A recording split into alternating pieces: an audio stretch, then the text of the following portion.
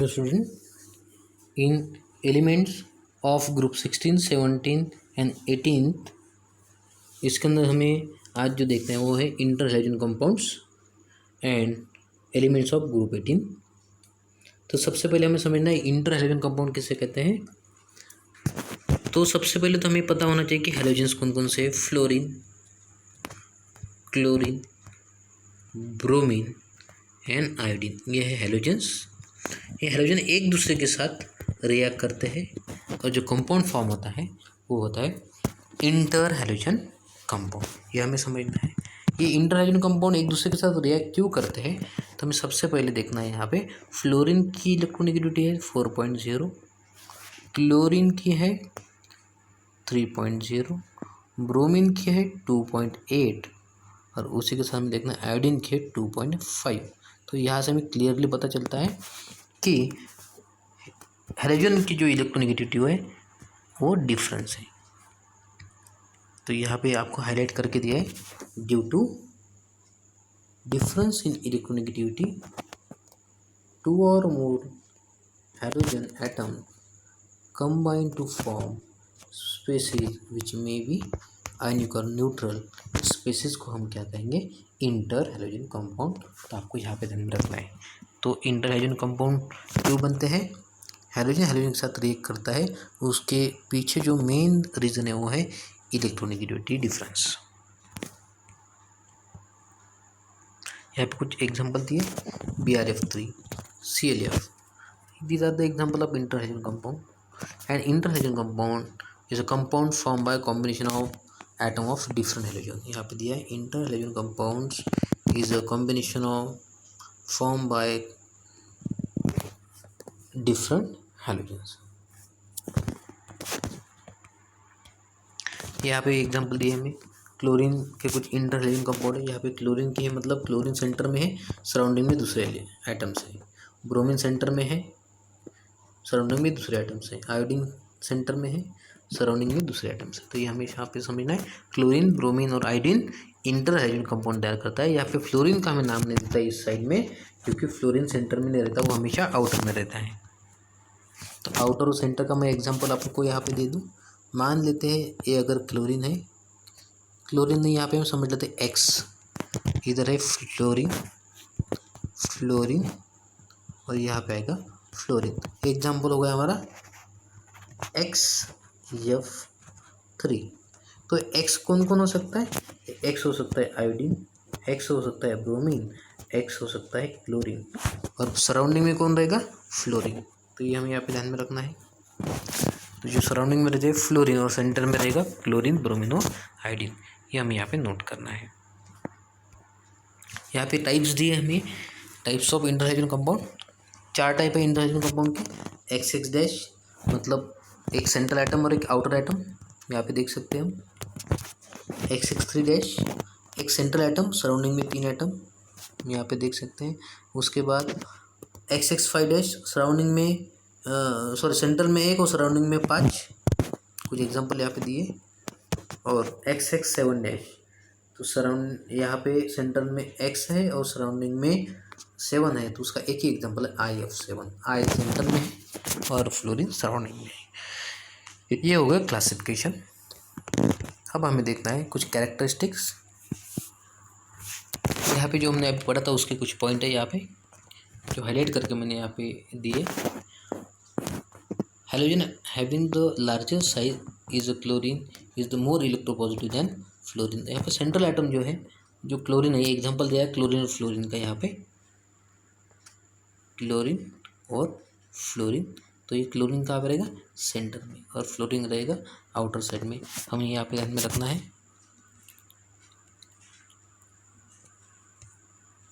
यहाँ पे और एक पॉइंट है हमें, central halogen exhibit different oxidation state in different inter halogen compound.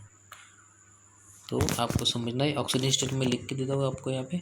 The inter halogen compound show +1, +3, +5 and +7 oxidation state, और जो फ्लोरीन है वो शो करेगा -1 ऑक्सीडेशन स्टेट। तो इतनी ऑक्सीडेशन स्टेट जो है वो इंटर हैलोजन कंपाउंड शो करते हैं, आपको ध्यान में रखना है।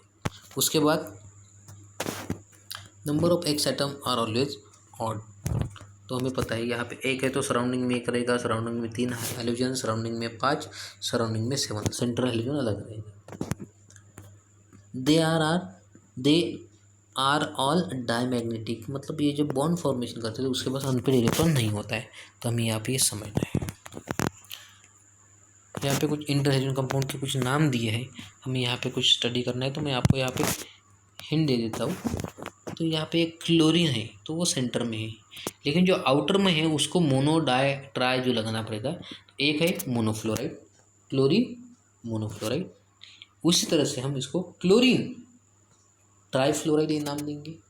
अब यहाँ पे दिया है क्लोरीन पेंटाफ्लोराइड, मतलब इसका फॉर्मूला होगा ClF5, क्लोरीन पेंटाफ्लोराइड। यहाँ पे BrF है तो ब्रोमीन मोनोफ्लोराइड। यहाँ पे दिया है ब्रोमीन पेंटाफ्लोराइड, मतलब BrF5। इस तरह से हम इसको ध्यान में रख सकते हैं। यहाँ पे ICl आयोडीन मोनोक्लोराइड और ICl3 आयोडीन ट्राईक्लोराइड, इस तरह से हम इसको ध्यान में रख सकते हैं। कुछ प्रॉपर्टी दी है यहाँ पे XX डैश कंपाउंड की, XX3 डैश की, उसके बाद XX5 डैश की, उसके बाद है XX7 डैश की। तो प्रॉपर्टी देख लेते हैं हम यहाँ पे। ClF जो है क्लोरीन मोनोफ्लोराइड कलरलेस है, ब्रोमीन मोनोफ्लोराइड पेल ब्राउन गैस है, BrCl गैसियस इन नेचर है, ICl जो कंपाउंड है इंटर है जो कंपाउंड वो रबी रेड सॉलिड है, अल्फा फॉर्म कहते हैं, या उसको ब्राउन रेड अगर है तो बीटा फॉर्म कहते हैं। IBr ब्लैक सॉलिड है। तो ये हमें फिजिकल प्रॉपर्टी पता होनी चाहिए। उसी तरह से XX3 डैश में ClF3 कलरलेस गैस है, BrF3 येलो ग्रीन लिक्विड है, IF3 येलो पाउडर है, सॉलिड में आएगा, ये आपको ध्यान में रखना है, gas liquid and powder. ICl3 जो है वो ऑरेंज सॉलिड, वो डाइमरेज है, डाइमरेज मतलब ICl3 है तो यहाँ पे 2 आयोडीन हो गए, हम देख सकते हैं। तो क्लोरीन की भी मात्रा डबल हो गई, I2Cl6, ये डाइमर ब्रिज जैसा कंपाउंड फॉर्म करता है। उसके बाद जो हमें एग्जांपल देखना है वो XX5 का। तो IF5 उसका एग्जांपल है, colourless gas at room temperature but solid at 77 kelvin, मतलब बिलो रूम टेम्परेचर। BrF5 जो है वो कलरलेस सॉलिड लिक्विड है, ClF5 कलरलेस लिक्विड। और XX7 का जो एग्जांपल एक ही है वो है IF7, और वो भी कौन से फॉर्म में मिलता है, कलरलेस गैस। इस तरह से आप इंटरहेलोजन कंपाउंड की प्रॉपर्टी ध्यान में रख सकते हो। अब यहाँ पे कुछ प्रिपरेशन है, इंटर हेलोजन कंपाउंड की प्रिपरेशन है। तो इंटर हेलोजन कंपाउंड की प्रिपरेशन हम कैसे कर सकते हैं, तो डायरेक्ट कॉम्बिनेशन, हेलोजन को हेलोजन के साथ कंबाइन कर दो। जैसे कि हम यहाँ पे दिया है, पहला पार्ट देखते हैं हम, यहाँ पे XX डैश वाला पार्ट देखेंगे। हमने हेलोजन को हेलोजन के साथ कंबाइन कर दिया at 523 kelvin in copper vessel, तो हमें मिला क्लोरीन फ्लोराइड।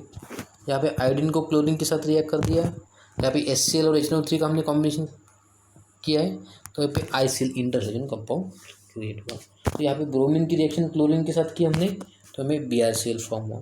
तो अल्टीमेटली हम लोग यहाँ पे क्या कर रहे हैं, हम यहाँ पे जो कर रहे हैं वो है डायरेक्ट कॉम्बिनेशन ऑफ हेलोजन। अब इस रिएक्शन को हमें देखना है डायरेक्ट कॉम्बिनेशन न करते हुए, इसको थोड़ा चेंज करना है। रिएक्शन हेलोजन की तो है, लेकिन हेलोजन को हेलोजन के साथ न रिएक्ट करते हो, हेलोजन की रिएक्शन इंटर हेलोजन के साथ। तो यहाँ पे देख सकते हैं reaction of halogen with inter halogen, तब जाके हमें क्या मिलेगा, डिफरेंट इंटर हेलोजन कंपाउंड मिलेगा। जैसे कि BrF3 का क्या मिला हमें, BrF मिला, ये हमें ध्यान में रखना है यहाँ पे। तीसरा पार्ट इसके अंदर स्पेशल रिएक्शन। तो पहले हमने देखिए नोट करना है आपको, direct combination halogen with halogen, यहाँ पे हेलोजन की कॉम्बिनेशन इंटर हेलोजन से।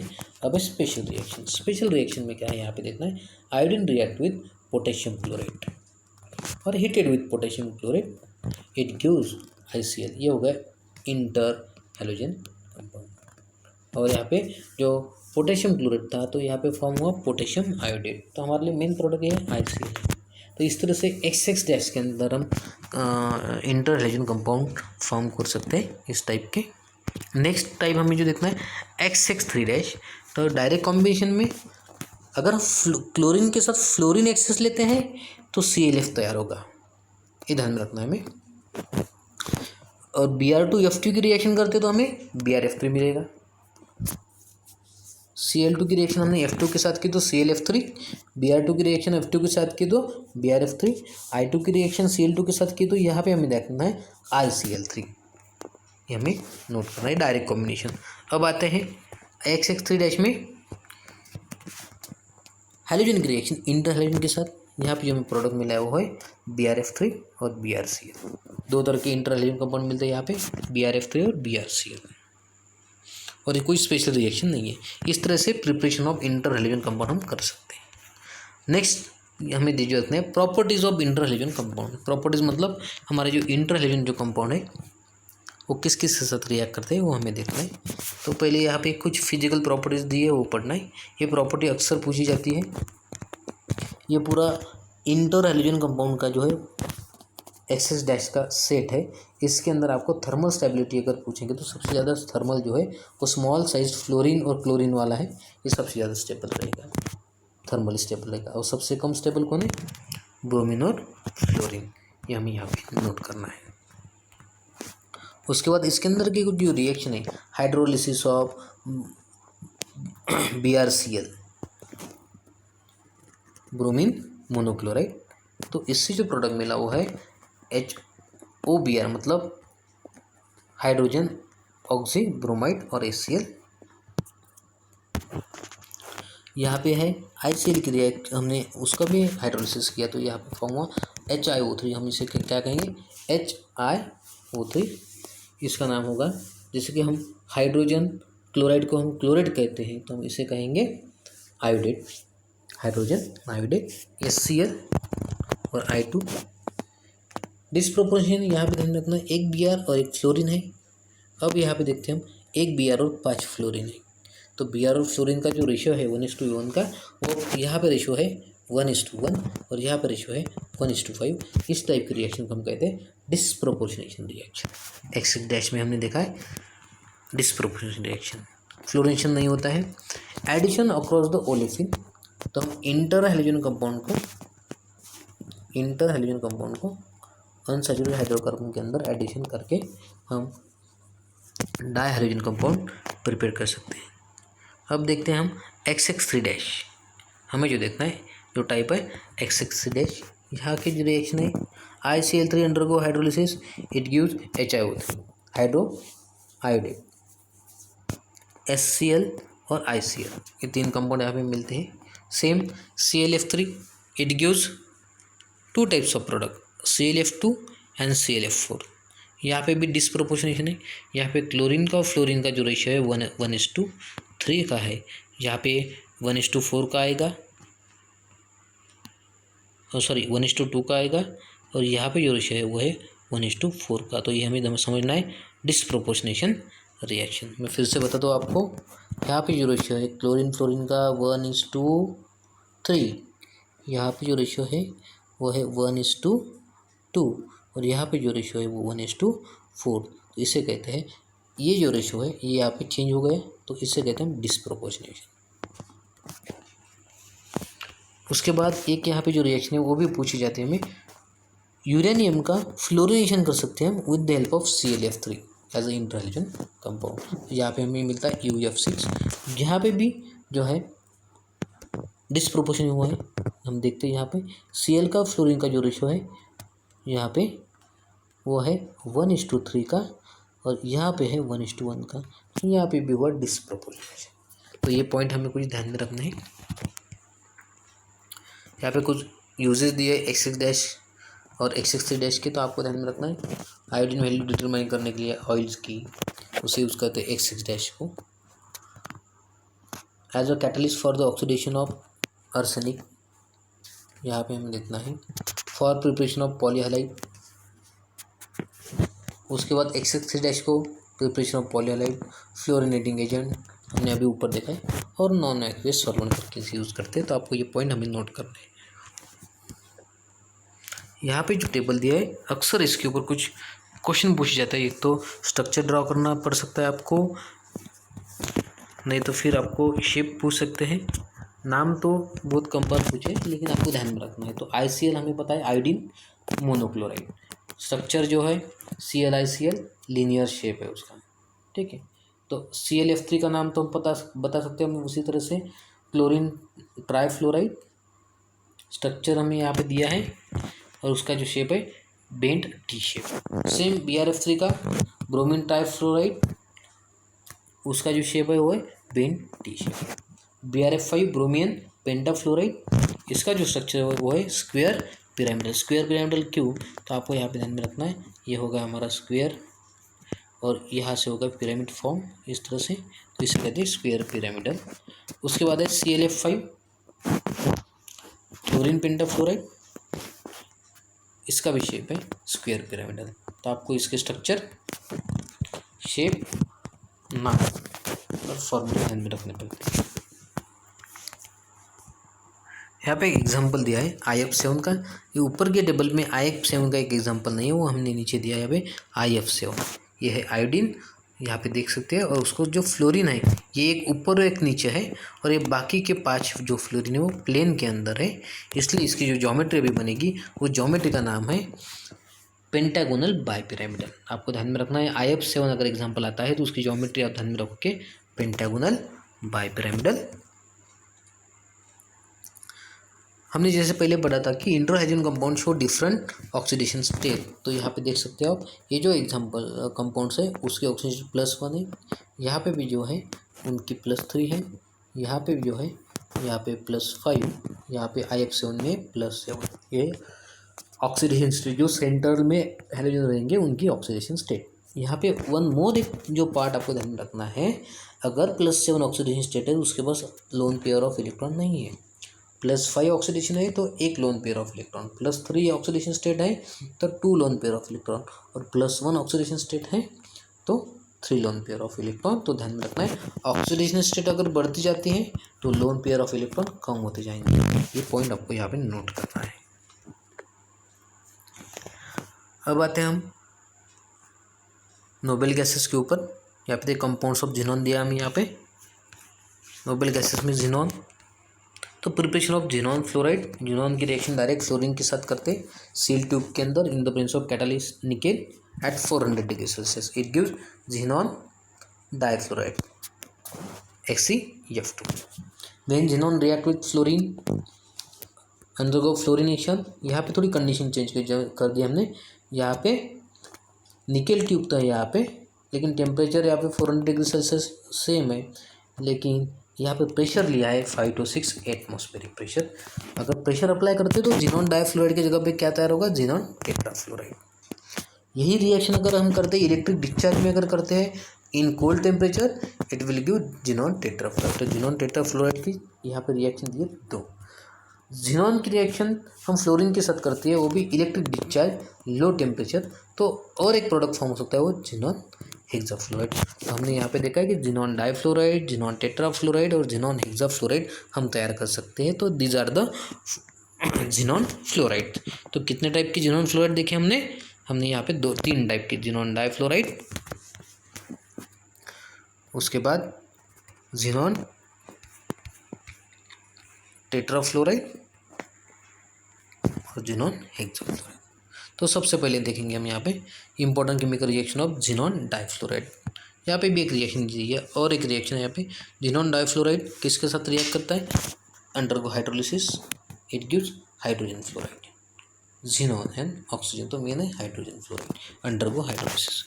उसके बाद जिनॉन डाइफ्लोराइड की रिएक्शन किसके साथ है, फॉस्फोरस पेंटाफ्लोराइड के साथ। When xenon difluoride react with phosphorus pentafluoride, it gives adduct। हमें ध्यान में रखना, ये रिएक्शन पूछ सकते हैं। अब देखना xenon ट्राइफ्लोराइड, किस तरह से xenon ट्राइफ्लोराइड प्रिपेयर करते हैं। तो xenon tetrafluoride undergo hydrolysis, it gives xenon trifluoride. ये रिएक्शन हमें ध्यान में रखनी है।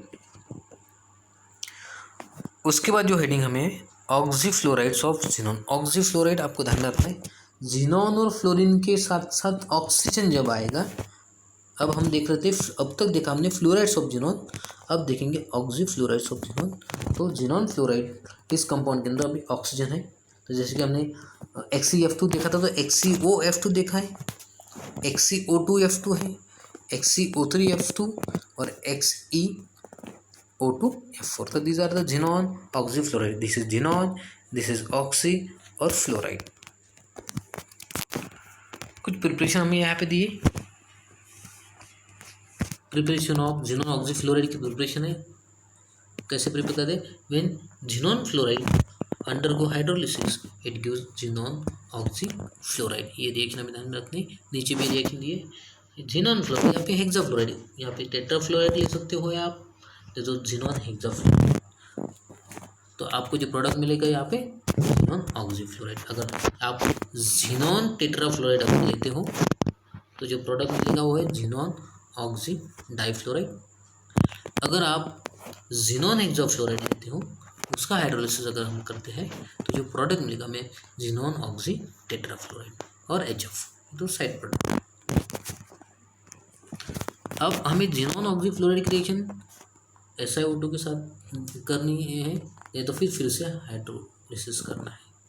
तो हम जिनॉन ऑक्सी फ्लोराइड का अगर हम सिलिकॉन डाइऑक्साइड के साथ रिएक्शन करते हैं फर्स्ट रिएक्शन, तो यहाँ पे जो प्रोडक्ट मिलेगा जिनॉन डाइऑक्सी डाइफ्लोराइड। क्या मिला हमें?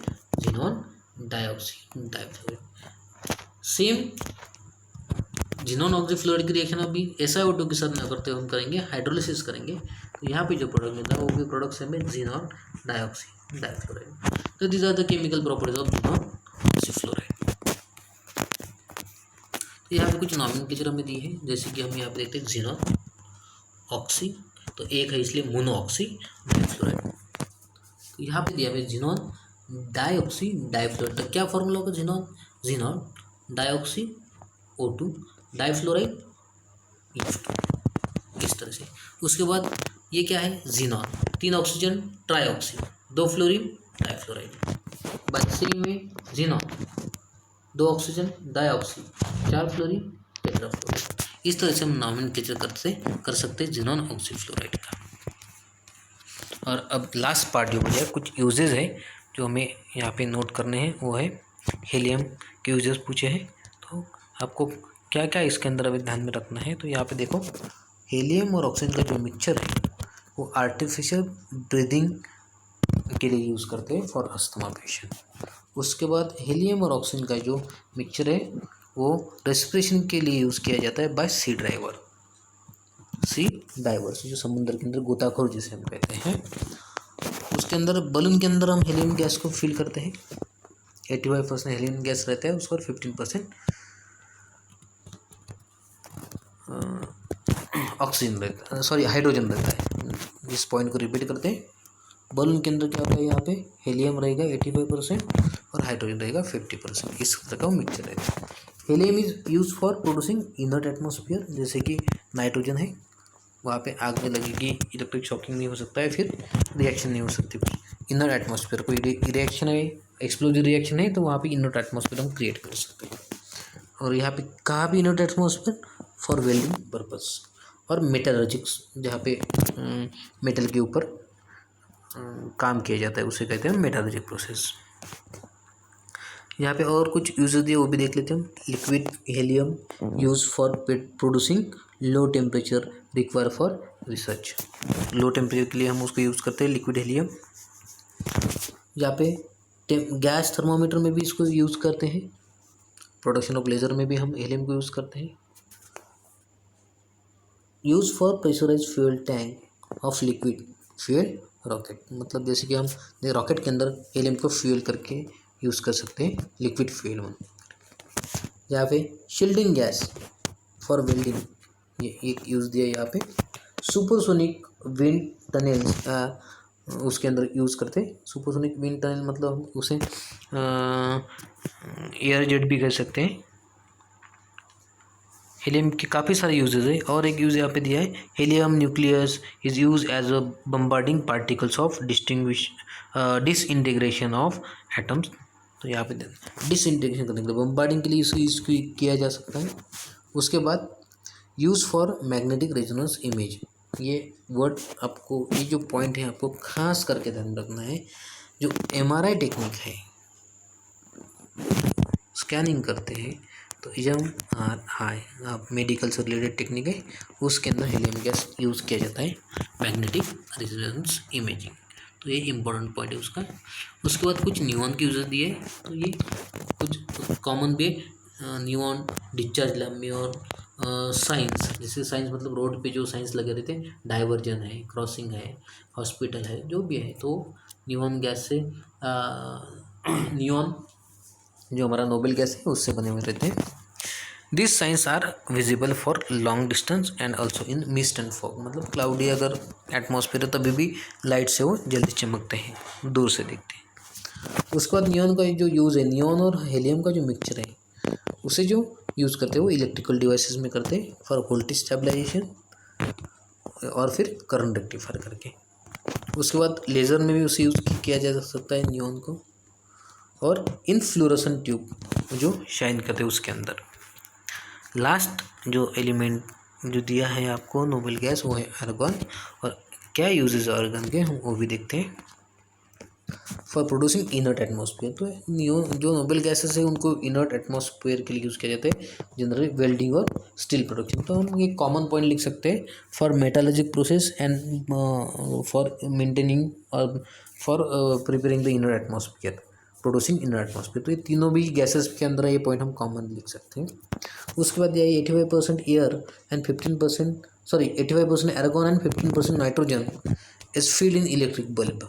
क्यों फील किया जाता है? Increase the life of filament. तो अभी तो हम ऐसे बल्ब बहुत कम यूज़ करते हैं, जैसे कि फिलामेंट वाले जब बल्ब यूज़ करते हैं उसके अंदर फिलामेंट आपने देखा होगा, तो उसके अंदर जो फिलामेंट बना हुआ रहता है टंगस्टन का, उसके लाइफ बढ़ाने के लिए हम उसके अंदर जो गैस फील करते हुए है आर्गन और नाइट्रोजन।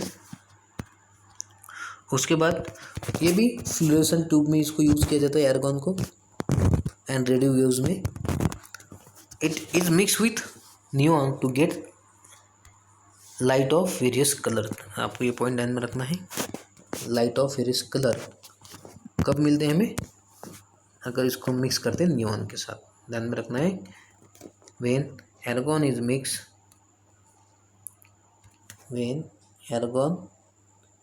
विथ नियॉन, तो हमें डिफरेंट टाइप्स ऑफ कलर मिलते हैं। तो स्टूडेंट यहाँ पे हमारा ये यूनिट कंप्लीट होता है। Thank you.